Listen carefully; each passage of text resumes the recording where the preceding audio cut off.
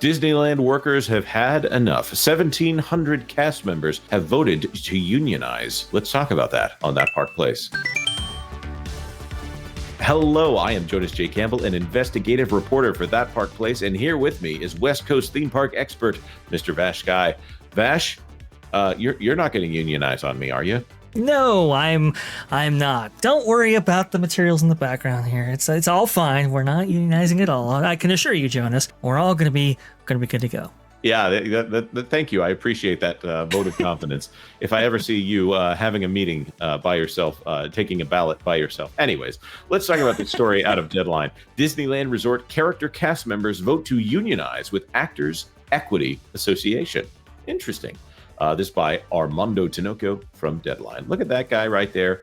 To think that he's pro-union, it just changes my entire idea of Mickey Mouse. I'm just joking around. The Disneyland Resort cast members that bring the magic to life have voted to unionize with Actors Equity Association. They say that Disneyland is the place where dreams come true. And for Disney cast members who have worked to organize a union, their dream came true today, says Kate Schindel in a statement on Saturday. These workers are on the front lines of the guest experience. They're human beings who create lifelong memories when your kids hug a character, when your family watches a parade roll by the castle. The next step will be to collaborate with them about improving health and safety, wages, benefits, working conditions, and job security. After that, we will meet with representatives of the Walt Disney Company to negotiate those priorities into a first contract. Vash, we've talked about some of the conditions that caused them to unionize in the past.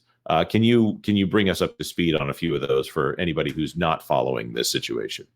Yes, apparently the cast members playing characters specifically have been complaining about work conditions behind the scenes and how they've had to, endure, I don't know, dirty costumes, unsanitary conditions, especially facilities related to Disneyland Park itself, because obviously a lot of those, they date back to the 1950s and 60s. I can definitely see that for sure. We also had a couple of specific examples, like I think we referenced this before, but we didn't know the context. Now we do. There was a gal who played Mantis, the character from Guardians of the Galaxy, and she was, obviously she has some contact lenses in which make up part of that character. And because she had to wear them for so long, apparently her eyes were dyed from them. So there's been a lot going on behind the scenes. Obviously, this is California, so the cost of living is tremendous out there. I think to own a house and a couple of other things, you have to make $250,000 a year or something like that. Some crazy statistic that I just recently heard for the Southern California area. So obviously, they're looking for pay as well. I think that part of it, that's going to be a hard thing to get from the Walt Disney Company without cuts or other things in order to make up for those expenditures. However, working conditions, they probably do need to be improved based on some of the examples they put forward. Right. Well, I mean, first of all, those cartoon character heads that go. This video is not safe for magic here. Some people at the parks now have to put on these massive character heads in order to do the role. I can't even imagine for the ones that are the articulated faces for some of the Fab Four. Those things are apparently pretty heavy and can cause a lot of back pain. They're talking about how some costumes, it feels like you're rubbing against fiberglass to put your hands into the sleeves of the costume, and there's nothing that can be done because of the sizing of the costume. This is not to mention the fact that there are a lot of guests that can get a little rough with the characters there. Just to go back to that issue of that particular performer and the fact that she was wearing black contacts, which were meant to cover the entirety of her eyeball so that her entire eye looked like it was black. Mantis is kind of a playful character, but that is a disturbing look. Apparently, when she took out the contacts, the area around her irises had been dyed gray, which when I heard that, I thought, okay.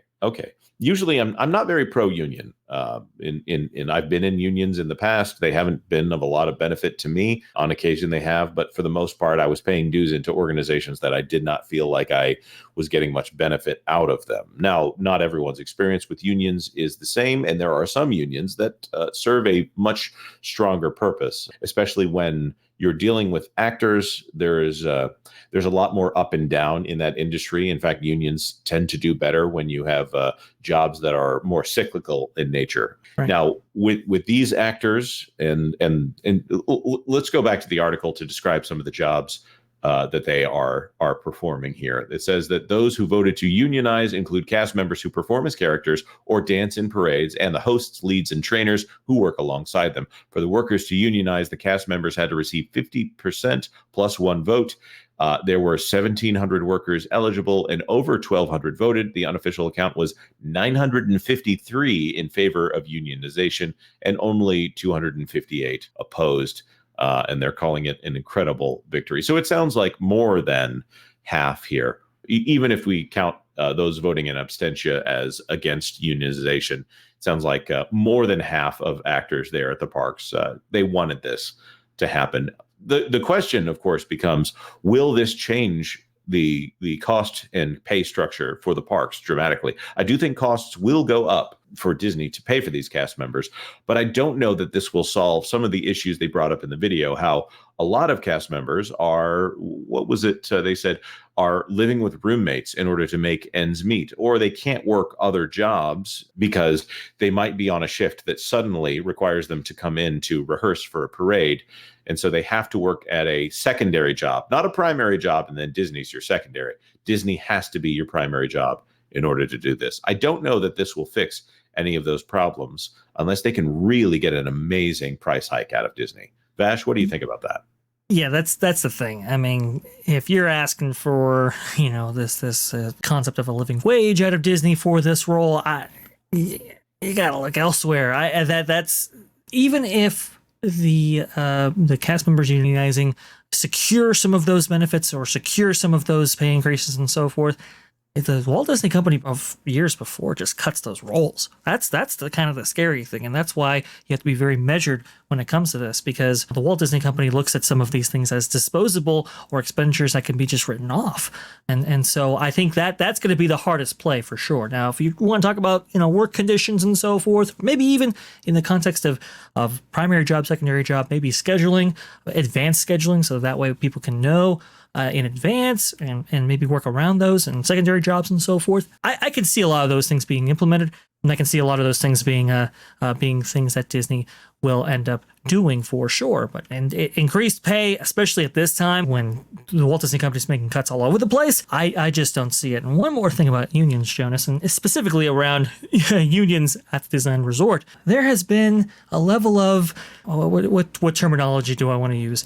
Chicanery surrounding unions in the past, and their associations with upper management and so forth at the Walt Disney Company itself.